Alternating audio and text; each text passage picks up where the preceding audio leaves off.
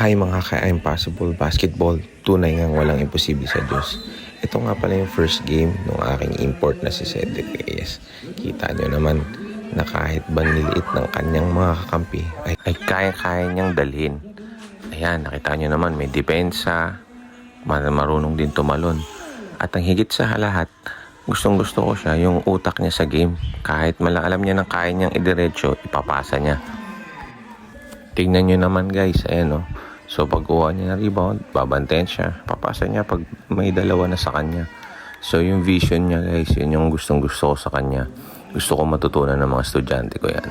Ayan o, nakailang pasa na siya. So ayan, siya na naman magdidribble. Ayan, muntik na madapa yung kanyang kalaban o.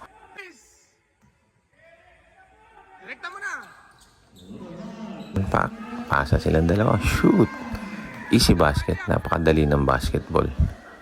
Ayan, rebound niya naman, tapos tira. So, yan yung gusto kong gawin niya. Mag-all around muna siya para malaman niya yung mga gagawin niya sa susunod na mga ka-teammates niya. Gusto ko matutunan niya yung pagiging role player.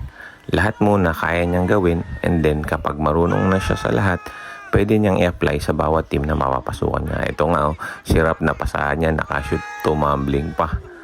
Saya-saya ng bata.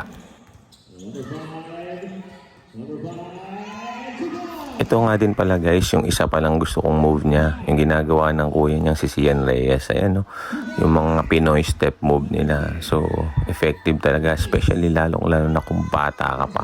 Gagawin mo yan sa game. Ayan na naman, may nablanka na naman siya. So, napakaganda ng depensa niya. So, ayan, crucial game na. Bang! 2 points. So, dikitan lang po yung laban namin dyan. Wala akong ibang maasahan kundi siya, kasama na yung mga teammates niya. So, depensa. So, nakita niyo naman yung laki ng kalaban namin. Ang liliit ng mga ka-teammates niya. Diyan nga pala, lumamang na kami ng dalawa.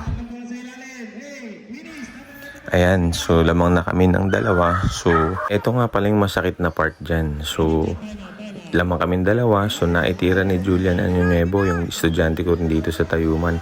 At nag-overtime. At dun nga sa overtime, dito na po kami natalo.